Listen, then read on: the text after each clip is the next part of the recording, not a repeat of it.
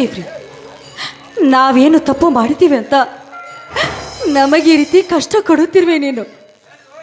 ಒಬ್ಬ ಮೈದುನ ಅಣ್ಣ ತಮ್ಮಂದಿರ ಜಗಳದಲ್ಲಿ ಸಿಕ್ಕು ಮನೆ ಬಿಟ್ಟು ಬೀದಿ ಪಾಲಾಗಿ ಹೋದ. ಇನ್ನೊಬ್ಬ ಮೈದುನ ನಮ್ಮೆಲ್ಲ ಆಸ್ತಿನ ಕಿತ್ತುಕೊಂಡು ನಮ್ಮನೆ ಬೀದಿ ಪಾಲು ಮಾಡಿಬಿಟ್ಟ. ನನ್ನ ಗಂಡ ಊರಿಗೆ ಉಪಕಾರಿ, ಈಗ ತುತ್ತು ಅನ್ನ ಕೂಡ ತಿನ್ನದೆ ದುಡಿಯುತ್ತಿದ್ದಾರೆ. ಈ ನಮ್ಮ ಕಷ್ಟ ನೋಡಿದ್ರೆ ಕೂಡ ನೀನಿನ್ನು ಸುಮ್ಮನೆ ಕುಳಿತುಕೊಂಡಿದ್ಯಲ್ಲ. ಇಲ್ಲ, ನೀನು ದೇವರೇ ಅಲ್ಲ, ನೀನೊಂದು ಕಾಡು ಕಗ್ಗಲ್ಲು. ನೀನು ಕಲ್ಲು.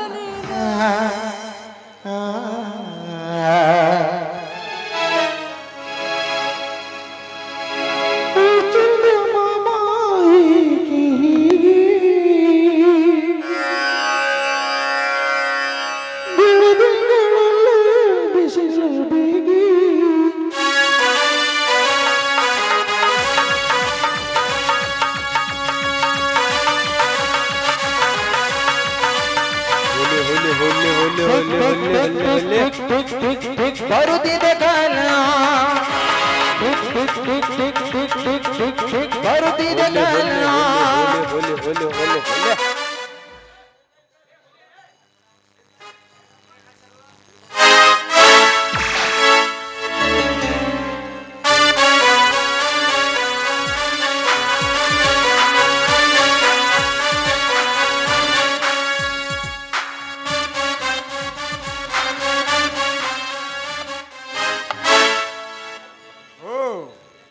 ಜಡಿಗೆ ಮಲ್ಲಿಗೆಯನ್ನು ತೊಟ್ಟು ಮಂದಾರ ಪುಷ್ಪದಂತೆ ವನದಲ್ಲಿ ಸಿಂಗಾರ ಧರಿಸಿ ಈ ಸೀತೆಯನ್ನು ದಕ್ಕಿಸಿಕೊಳ್ಳಲು ಇದು ಒಳ್ಳೆಯ ಸಮಯ. ಇವಳು ಮೊದಲೇ ಬಡತನದಲ್ಲಿದ್ದಾಳೆ.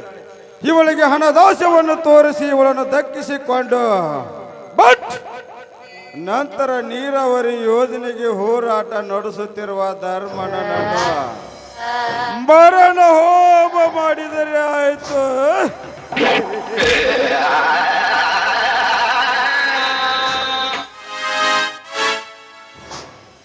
ಯಾರು? ಓ, ನಾನು ಯಾರು? ನಾನೇ ಸೀತಾ, ಈ ಬಡವರ ಬಾಳಿನಲ್ಲಿ ಬೆಳಕನ್ನು ಚೆಲ್ಲುವ ಈ ಊರ ಆಗರ್ಭ ಶ್ರೀಮಂತ ಪ್ರಶಾಂತ ಗೌಡ. ಓ, ನೀವಾ? ತಾವು ಈ ಕಾಡು ಅಡವಿಗೆ ಬಂದಿರುವ ಕೆಲಸ? ಬಂದ ಕೆಲಸ ನಿನ್ನ ಹತ್ತಿರ ಬಹುತವಾದ ಕೆಲಸವಿದೆ ಸೀತಾ, ಅದಕ್ಕೋಸ್ಕರ ಬಂದೆ. ತಾವು ಇಲ್ಲಿವರೆಗೂ ಅಂಥ ಯಾವ ಕೆಲಸಕ್ಕಾಗಿ ಬಂದಿದ್ದೀರಾ? ಅಷ್ಟು ತಿಳಿಯಲಾರದೆ ಹೊತ್ತಿ ನೀನು ಹೂ ಅಂದರೆ ಬಂಗಾರದ ಮಂಚ, ಬೆಳ್ಳಿಯ ಹಗ್ಗ, ಹೂವಿನ ಹಾಸಿಗೆ, ಕೈ ಕಾಲು ಒತ್ತಲು ಸಾವಿರಾರು ಆಳುಗಳು. ಎಂಥ ಮಂಚದ ಮೇಲೆ ನಿನ್ನನ್ನು ಮಹಾರಾಣಿಯಾಗಿ ನೋಡ್ಕೋಬೇಕೆಂಬ ಆಸೆ. ಏನಂತೀಯ? ಇದನ್ನೆಲ್ಲ ನನ್ನ ಬಳಿ ಯಾಕೆ ಹೇಳ್ತಾ ಇದ್ದೀರಾ ನೀವು?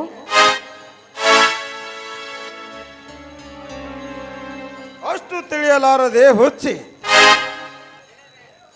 ಈ ಚಿನ್ನದಂತ ರಾಜ್ಕುಮಾರ್ನನ್ನು ಈ ನಿನ್ನ ತೋಳು ಬಾವು ಬಂಧನದಲ್ಲಿ ಬಂದು ಬಿಗಿದಾಗಿ ಅಪ್ಪಿಕೊಂಡು ಮುತ್ತಿಟ್ಟರೆ ಈ ನಿನ್ನ ಬಡತನವನ್ನು ದೂರಾಗಿ ಶ್ರೀಮಂತನ ರಾಣಿಯಾಗಿ ಬಾಳಬಹುದು. ಎಲ್ಲ ಸಾಹುಕಾರ, ನಾಲಿಗೆ ನಾ ಹಿಡಿತದಲ್ಲಿ ಇಟ್ಟುಕೊಂಡು ಮಾತನಾಡು.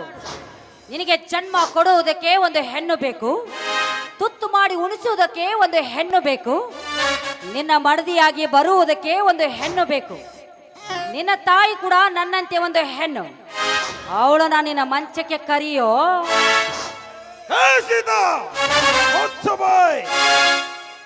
ಒಬ್ಬ ಬೀದಿ ಭಿಕಾರಿಯನ್ನು ಮದುವೆಯಾಗಿ ತೊತ್ತು ಕೋಳಿಗೆ ಗದ್ದಿರದ ಭಿಕಾರಿಯನ್ನು ಮದುವೆಯಾಗಿ ನನಗೆ ಹೇಳ್ತಾ ಮಾತಾ?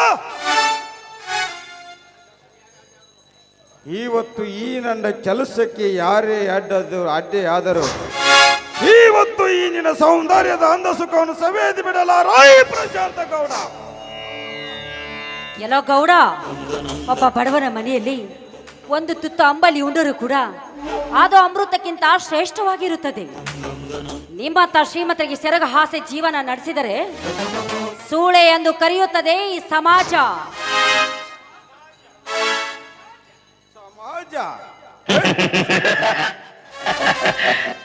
ಹೇ ಸೀತಾ, ಪತಿ ಪರಮಾತ್ಮನೆಂದು ನಡೆಯುವ ಹೆಂಗಸರು ಯಾರಿದ್ದಾರೆ ಈ ನಿನ್ನ ಸಮಾಜದಲ್ಲಿ? ಗಂಡನಿದ್ದರು ಗಂಡನೆದುರು ಮಿಂಡನಿಗೋಸ್ಕರ ಗಂಡನನ್ನು ಕೊಲೆ ಮಾಡಿ ತಲೆ ಎತ್ತಿಕೊಂಡು ತಿರುಗಾಡುವ ಹೆಣ್ಣುಗಳು ಎಷ್ಟಿಲ್ಲ ಈ ನಿನ್ನ ಗರತಿಯರ ಸಮಾಜದಲ್ಲಿ. ಎಲ್ಲೋ ಗೌಡ, ಇನ್ನು ನಿನ್ನಂತ ಶ್ರೀಮಂತರು ಈ ಭೂಮಿ ಮೇಲೆ ಇರುವುದು ಯಾಕೆ ಗೊತ್ತಾ? ಯಾಕೆ ಸೀತಾ? ಅದು ನಮ್ಮಂತ ಗರತಿಯರಿಂದ. ಇಲ್ಲವಾದ್ರೆ ನಿನ್ನ ಹೆಣ ಯಾವತ್ತು ಸುಟ್ಟು ಬೂದಿಯಾಗಿ ಹೋಗುತ್ತಿತ್ತು. ಎಚ್ಚರ ಎಚ್ಚರ. ಹೇ ಸೀತಾ, ಕೆಲಸಕ್ಕೆ ಬಾರದ ವಿಷಯವನ್ನು ಮಾತನಾಡಿ ಕಾಮ ತುಂಬಿದ ಈ ದೇಹಕ್ಕೆ ಹೊಳೆ ಹೆಂಡು ಕೆಲಸ ಮಾಡಬೇಡ. ಸುಮ್ಮನೆ ಹಠ ಮಾಡದೆ ನನ್ನವಳಾದರೆ ಸರಿ, ಹೋದರೆ ನಾಲಿಗೆನ ಹಿಡಿತದಲ್ಲಿಟ್ಟುಕೊಂಡು ಮಾತನಾಡು. ಬಡವರ ಮನೆ ಹೆಣ್ಣು ಮಕ್ಕಳಂದ್ರೆ ತಿಂದು ಬಿಸಾಕೋ ಎಲೆ ಅಂತ ತಿಳಿದುಕೊಂಡಿದ್ದೀಯ. ನೀನಷ್ಟೇ ಯಾಕೆ, ನಿನ್ನತ್ತ ಸಾವಿರಾರು ಶ್ರೀಮಂತರ ಬಂದರೂ ಕೂಡ ಈ ಗರತಿಯರ ಚಪ್ಪಲಿ ಒರೆಸೋ ಯೋಗ್ಯತೆ ಇಲ್ಲ ನಿಮ್ಮಂತ ಭಂಡ ಶ್ರೀಮಂತರಿಗೆ. ಹೇ ಸೀತಾ, ಈ ನಿನ್ನ ಗರತಿಯರ ಸಮಾಜದ ಬಗ್ಗೆ ಹೇಳ್ತೀನಿ, ಚೆನ್ನಾಗಿ ಚಿತ್ತಿಟ್ಟು ಕೇಳುವ. ಭಾರತಾಂಬೆಯ ಸಂಸ್ಕೃತಿ ಮಾತನ ಪತಿ ಪರಮಾತ್ಮನೆಂದು ಹಿತ ಸಂಸ್ಕೃತಿಯನ್ನು ಮಾತನಾಡಿ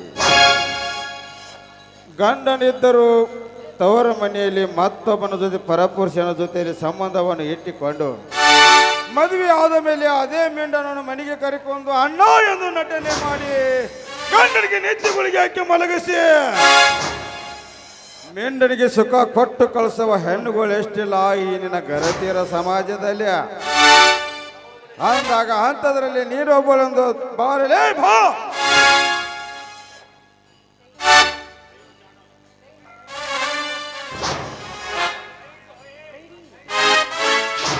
ಕೈ ಬಿಡೋ ಚಾಂಡಾಲ.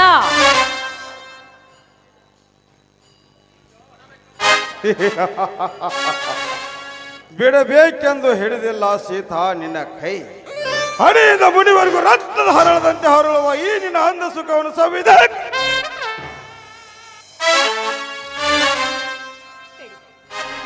ಬೇಡಿ ಶ್ರೀಮಂತರಿ, ದಯವಿಟ್ಟು ನಿಮ್ಮ ಕೈ ಮುಗಿದು ಬೇಡಿಕೊಳ್ಳುತ್ತೇನೆ. ಈ ನನ್ನ ಶೀಲವನ್ನು ಹಾಳು ಮಾಡಬೇಡಿ. ಕಷ್ಟದಲ್ಲಿ ಬಳಲುತ್ತಿರೋ ನಮಗೆ ಇನ್ನಷ್ಟು ಕಷ್ಟ ಕೊಡಬೇಡಿ. ನನ್ನ ಗಂಡನಿಗೆ ಮೀಸಲಿಟ್ಟಿರುವ ಈ ಮಣ್ಣಿನ ಮಡಿಕೆಯನ್ನು ಒಡೆಯಬೇಡಿ. ನಿಮ್ಮ ಕಾಲು ಹಿಡಿದು ಬೇಡಿಕೊಳ್ಳುತ್ತೇನೆ.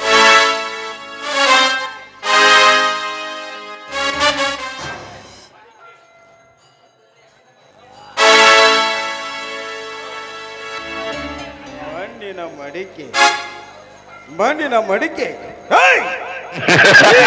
ಮಡಿಕೆ ಒಡೆದಾಗಲಿ ಕೆಟ್ಟ ನಕ್ಷತ್ರದಲ್ಲಿ ಹುಟ್ಟಿರುವ ಈ ಉಗ್ರ ಪ್ರಶಾಂತ ಗೌಡನ ಮನಸ್ಸಿಗೆ ನೆಮ್ಮದಿ.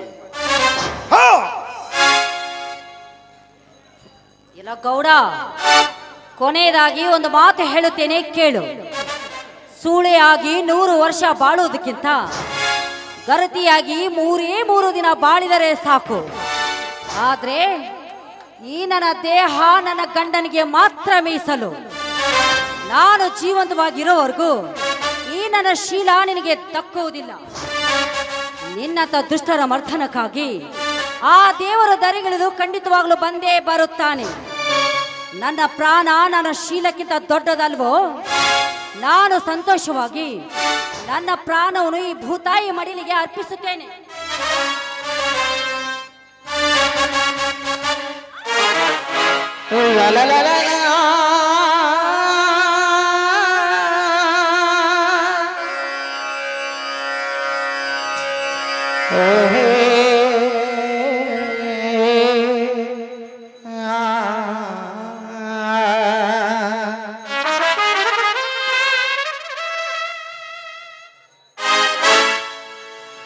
ಕುದುರೆಯ ಮೇಲೆ ಬಲ್ಲವರಿಲ್ಲ, ನೀರಿನ ಮೇಲೆ ತಿಳಿದವರಿಲ್ಲ. ಹೆಣ್ಣು ಒಲಿದ ನಾರಿ ಒಲಿಯದಿದ್ದರೆ ಹೆಮ್ಮಾರಿ ಅನ್ನುವ ಗಾದೆ ಮಾತು ಸುಳ್ಳಲ್ಲ. ಹೌದು, ಇವಳು ನಿಜವಾಗಲು ಗರತಿನೇ ನಿಜ. ಗರತಿ ಎಂಬ ಸಮಾಜಕ್ಕೆ 3 ಅಕ್ಷರವನ್ನು ಎತ್ತಿ ತೋರಿಸಿ ಪಾಪ ತನ್ನ ತಾನೇ ಪ್ರಾಣ ಬಿಟ್ಟಳು.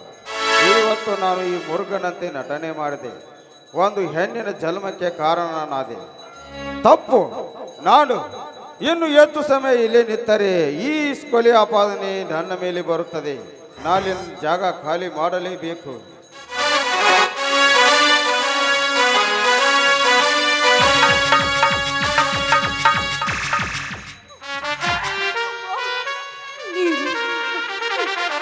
ಯಾರಾದ್ರೂ ನೀರು ಕೊಡಿ, ನೀರು.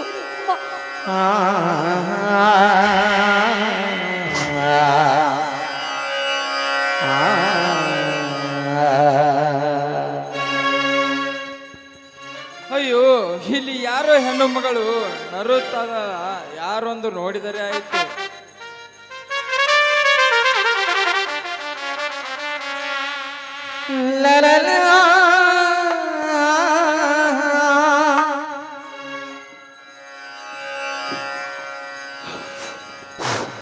ಅಯ್ಯೋ, ಯಾರಮ್ಮ ನೀನು? ಅಯ್ಯೋ ಅತ್ತಿಗೆಮ್ಮ, ಇದೇನಮ್ಮ ನಿನ್ನ ಪರಿಸ್ಥಿತಿ? ಆಯ್ತು, ನಾನಪ್ಪ ನಿನ್ನ ಅತ್ತಿಗೆ. ಅತ್ತಿಗೆ, ಇದೆಲ್ಲ ಏನು ಅತ್ತಿಗೆ? ಮೊದಲು ನಡೆಯಿರಿ, ಆಸ್ಪತ್ರೆಗೆ ಹೋಗೋಣ. ಇಲ್ಲಪ್ಪ, ನಾನಿನ್ಮೇಲೆ ಬದುಕೋದಿಲ್ಲಪ್ಪ, ಬದುಕೋದಿಲ್ಲ. ಆಯ್ತು, ನನ್ನದು ಒಂದೇ ಒಂದು ಮಾತನ್ನು ನಡೆಸಿಕೊಡ್ತೀನಪ್ಪ. ಅತ್ತಿಗೆ, ಹುಟ್ಟುವಾಗ ತಂದೆ ತಾಯಿಗಳನ್ನು ಕಳೆದುಕೊಂಡೆ, ಬೆಳೆಯುತ್ತಾ ಅಣ್ಣ ತಮ್ಮಂದಿರನ್ನು ಕಳೆದುಕೊಂಡೆ, ಜೀವ ಹೋದರೂ ನಡೆಸಿಕೊಡುವೆ ಈ ತಾಯಿಯ ಮಾತು. ಅತ್ತಿಗೆಮ್ಮ, ಹೇಳಮ್ಮ, ಆಯ್ತು, ನನ್ನನ್ನು ಕೊಂದು ಹಾಕಿರುವ ಆ ರಾಕ್ಷಸನು ಕೊಂದು ಹಾಕಿ ಅವನ ರಕ್ತದಿಂದ ಆ ನನ್ನ ದೇವರಿಗೆ ಅಭಿಷೇಕ ಮಾಡ್ತೀನಿ ಅಂತ ನನಗೆ ಮಾತು ಕೊಡಪ್ಪ. ಆಯ್ತು ಅತ್ತಿಗೆಮ್ಮ, ಆ ರಾಕ್ಷಸರು ಯಾರೆಂದು ಹೇಳತ್ತಿಗೆ ಹೇಳು. ಇನ್ನೊಂದು ಮಾತು ಮಾತನಾಡಮ್ಮ ಅತ್ತಿಗೆಮ್ಮ, ಮಾತನಾಡು. ಹಾರಾಡುವ ಈ ಜೀವಕ್ಕೆ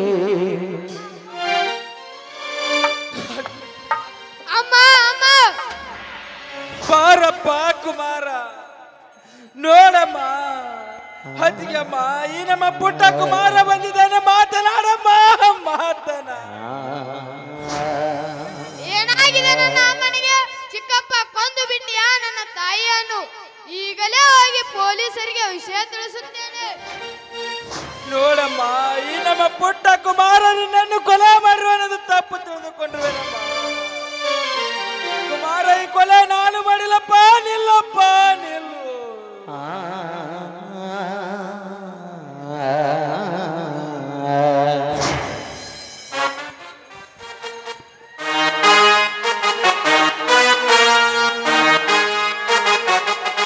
ಸಮರ್ಥ, ಒಂದು ಹೆಣ್ಣನ್ನು ನಡು ರಸ್ತೆ ಮೇಲೆ ಕೊಲೆ ಮಾಡಿದೆಯಲ್ಲ, ಆ ಹೆಣ್ಣಿನ ಮೇಲೆ ನಿಂಗೆ ಕಣಿಕರಣ ಇಲ್ಲವೇ?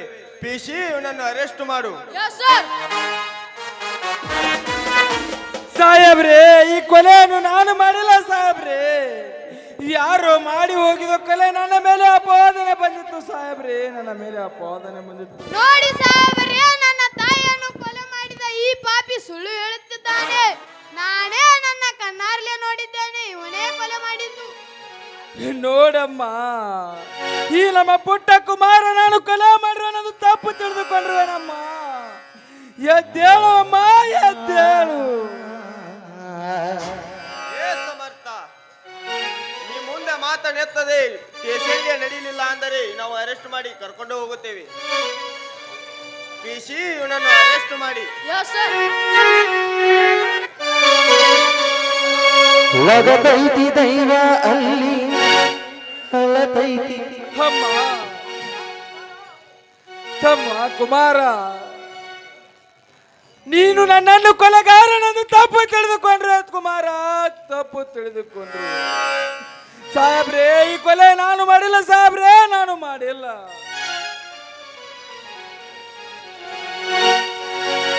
ವಿಧಿಯಾಟ ಬಲ್ಲವರ ಮಾನವ, ಓ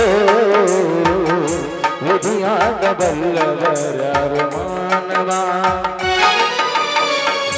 ಲಗತೈತಿ ದೈವ ಅಲ್ಲಿ ಅಳತೈತಿ ಜೀವ ಇಲ್ಲಿ ಲಗತೈತಿ ದೈವ ಅಲ್ಲಿ ಅಳತೈತಿ ಜೀವ